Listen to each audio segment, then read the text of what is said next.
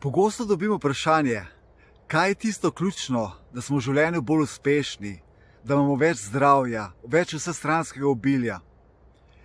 In moj odgovor je vedno isti. Osnova za mene je namera, se pravi namen, zakaj se za nekaj odločamo, zakaj nekaj počnemo, zakaj nam je to pomembno. Ta namera, to vprašanje izraža tudi določeno stopnjo zavedanja, ko si postavljamo to vprašanje. Pri vsem tem moramo biti pozorni še na nekaj, na dve energiji. Ali ta namera izhaja iz energije uma ali iz energije srca. Kakšna je razlika? Energija uma, to je tisto, ko pride ideja, ko smo navdušeni, bogoteli bomo, ratali bomo, naredili bomo ta projekt, šli bomo tja. Skratka, tista agresivna, zdaj, takoj se mora to zgoditi, ne gre drugače. To je ta.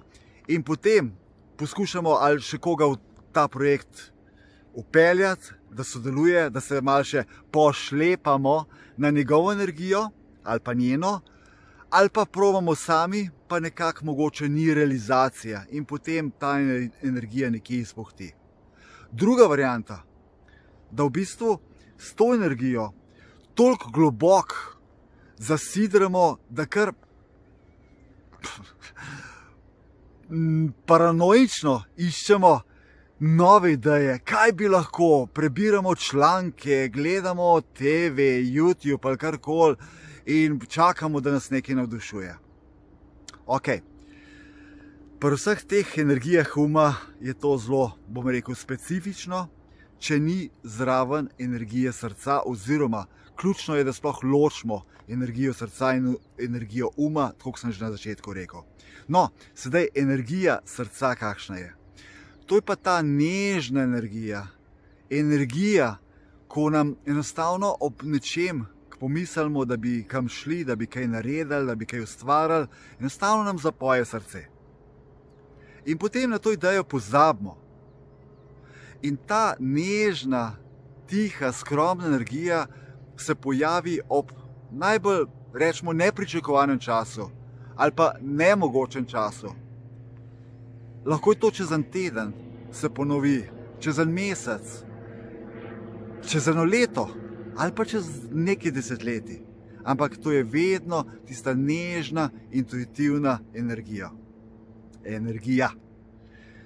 Torej, če povzamem,